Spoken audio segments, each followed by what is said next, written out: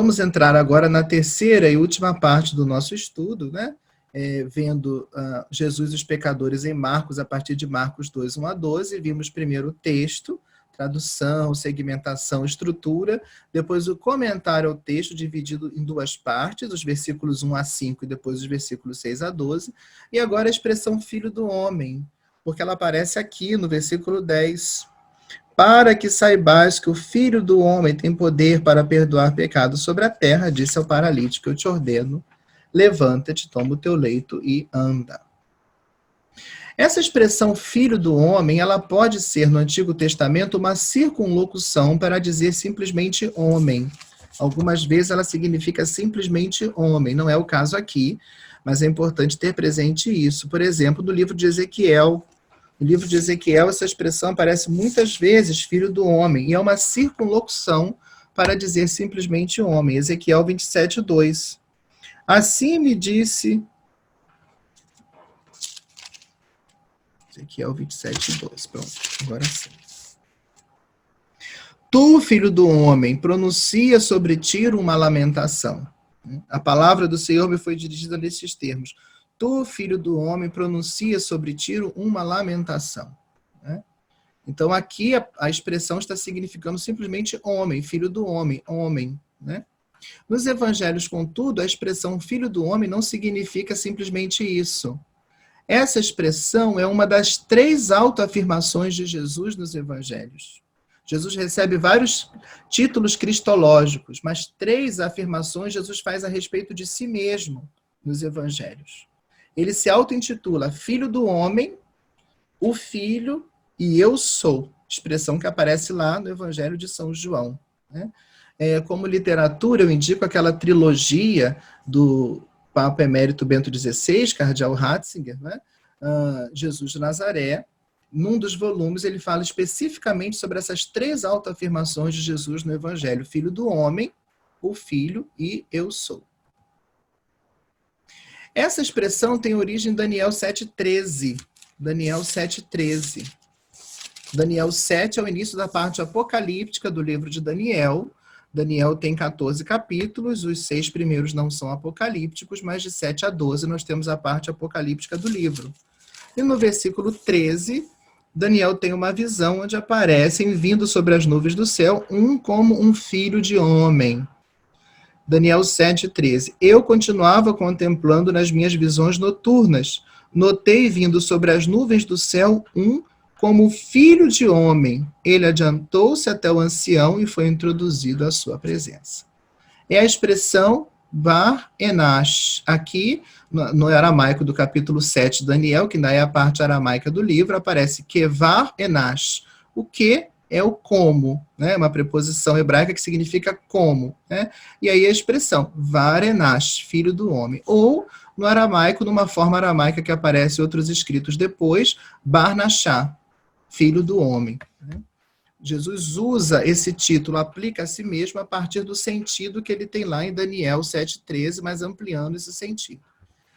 Esse filho do homem, Daniel, é alguém que vem sobre as nuvens do céu, que vai até a presença do ancião de dias, que no livro de Daniel representa a própria figura de Deus, que tem os cabelos brancos como a lã, que está sentado num trono de fogo. Né?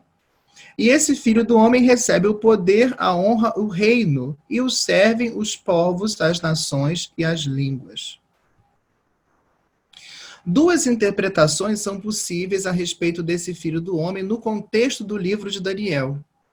Alguns o interpretam como uma figura individual. É um ser celeste que receberá a missão de estabelecer o reino de Deus na terra e para isso receberá do próprio Deus poder. Outros autores, exegetas e o próprio Papa Bento XVI no livro que eu citei, Jesus de Nazaré, ele, ao comentar esse título, ele diz o seguinte, ele interpreta que no contexto do livro de Daniel, tal figura tem um sentido coletivo. Porque no capítulo 7 fala-se de 4 figuras que sobem do mar, 4 feras, que representam 4 reinos. E em oposição a essas 4 feras que sobem do mar, desce o Filho do Homem do céu. Então, o Papa Bento XVI, Cardeal Ratzinger, vai dizer o seguinte, o Filho do Homem, aquele que vem do alto, é assim o oposto dos animais que vêm do abismo do mar. como tal, não significa uma figura individual, a representação do reino, no qual é a representação do reino no qual o mundo atinge o seu fim. Então, duas interpretações que são possíveis para esse filho do homem no contexto de Daniel. Uma interpretação como uma figura individual, um ser celeste, que receberá a missão de estabelecer o reino de Deus na terra e para isso receberá poder, ou a interpretação coletiva, assim como as figuras que sobem do abismo representam reinos, esse filho do homem que vem do céu representa também um reino, Não seria uma figura individual, mas seria a representação do reino no qual o mundo atinge o seu fim. No Evangelho de Marcos, como não dá para a gente ver a expressão filho do homem em todo o conjunto dos evangelhos sinóticos, vamos ver em Marcos. Em Marcos, a expressão filho do homem aparece em 3 momentos essenciais. Nos ditos que afirmam o poder do filho do homem. Depois, nos ditos que falam do sofrimento do filho do homem. E depois, os ditos que falam da glória futura do filho do homem.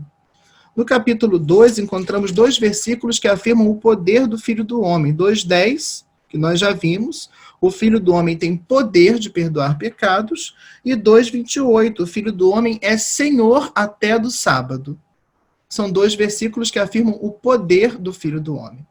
Mas existem também aquelas passagens que falam do sofrimento do filho do homem, onde parece que essa figura de Daniel, esse ser celeste, se une também àquela figura do servo sofredor, que aparece lá no Deutero Isaías, que vai assumir sobre si os pecados dos homens. Marcos 9, versículos 12 e 31, depois Marcos 10 e Marcos 14. Marcos 9, 12. Ele respondeu, Elias certamente virá primeiro para restaurar tudo.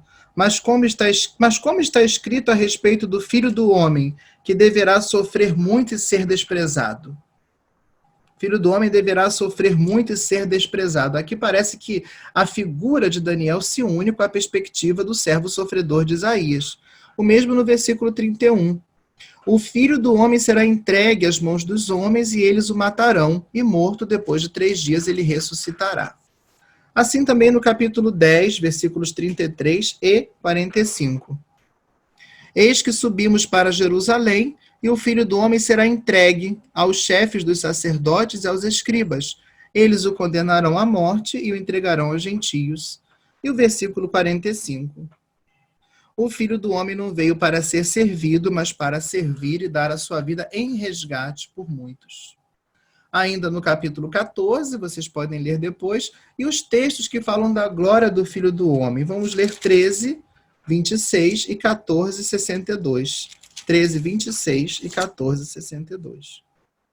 E verão o filho do homem vindo entre as nuvens do céu com grande poder e glória. Aqui se assemelha bem ao que ouvimos lá de Daniel 7:13, E 14:62.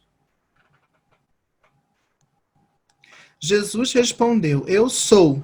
Quando perguntam se ele é o Messias, o Filho de Deus bendito, Jesus respondeu, eu sou. E vereis o Filho do homem sentado à direita do Todo-Poderoso e vindo com as nuvens do céu.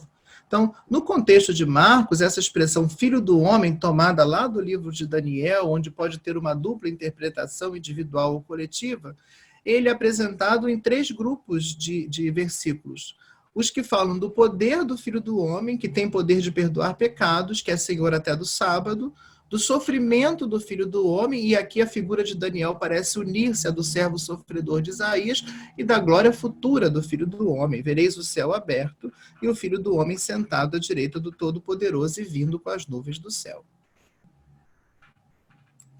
Em Marcos, a expressão filho do homem parece fundir as tradições de Daniel e de Isaías, uma vez que o filho do homem tem poder de perdoar pecados, é Senhor do sábado, manifestará sua glória no fim dos tempos, mas é também o servo sofredor. O título Filho do Homem, nesta perícope e em outros lugares nos evangelhos sinóticos, significa que Jesus ocupa o lugar de Deus e, consequentemente, pode realizar aquilo que só Deus realiza, como perdoar os pecados, por exemplo. Ele é o próprio Filho de Deus. É Deus que se fez homem, o Filho de Deus que se fez homem e veio para a nossa salvação.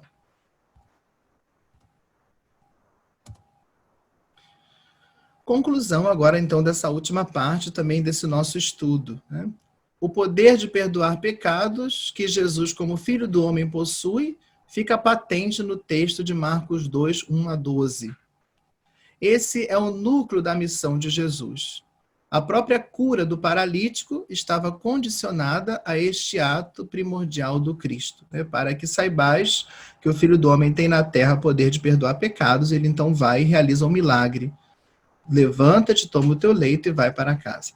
O estudo dessa perícope pode ser complementado com o estudo de Marcos 2, 13 a 17, né? Onde Jesus afirma de modo muito claro: não são os que têm saúde que precisam de médico, mas os doentes. Eu não vim chamar os justos, mas vim chamar os pecadores. Com isso eu finalizo, esperando que possamos ter oferecido uma contribuição para compreender a relação entre Jesus e pecadores no Evangelho de Marcos, a partir dessa abordagem de Marcos 2, versículos 1 a 12.